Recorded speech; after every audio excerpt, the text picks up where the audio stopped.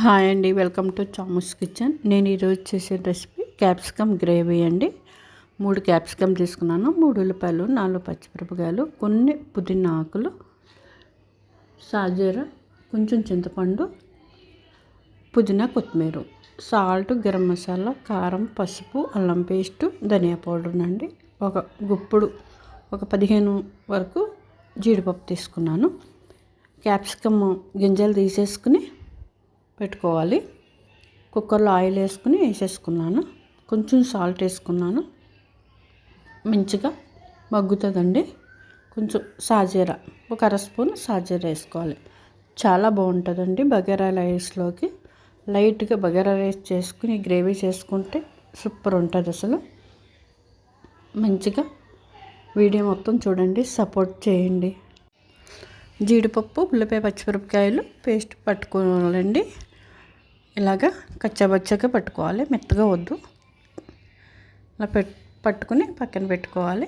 ఇవి క్యాప్సికమ్ మగ్గినాయి కదా, చూసుకోవాలి. కొంచెం వేగిన తర్వాత ఈ పేస్టు వేసేసుకొని మంచిగా కలుపుకోవాలి.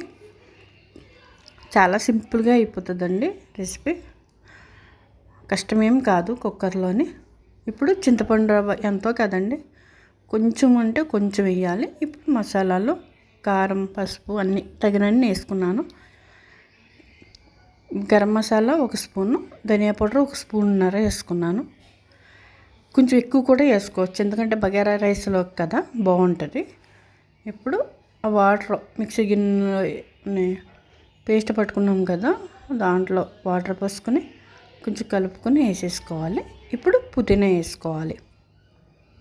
వేసుకుని మూత పెట్టేసుకుని ఒక 4-5 విజిల్స్ వచ్చినా పర్వాలేదు. గ్రేవీ కదా, కొన్ని వాటర్ ఎక్కువే పోసుకోవాలి. ఇలా ఉడికిపోవాలి. ఇప్పుడు కొత్తిమీర, కరివేపాకు వేసుకుని మంచిగా కలిపేసుకోవాలి. రెడీ అయిపోయిందండి క్యాప్సికమ్ గ్రేవీ బగారా రైస్లోకి. సపోర్ట్ చేయండి. థ్యాంక్స్ అండి చూసినందుకు. లైక్, షేర్, సబ్స్క్రైబ్ చేసుకోండి. మరిన్ని వీడియోలతో మీ ముందుకు వస్తానండి. ప్లీజ్ వీడియో అంతా చూడండి.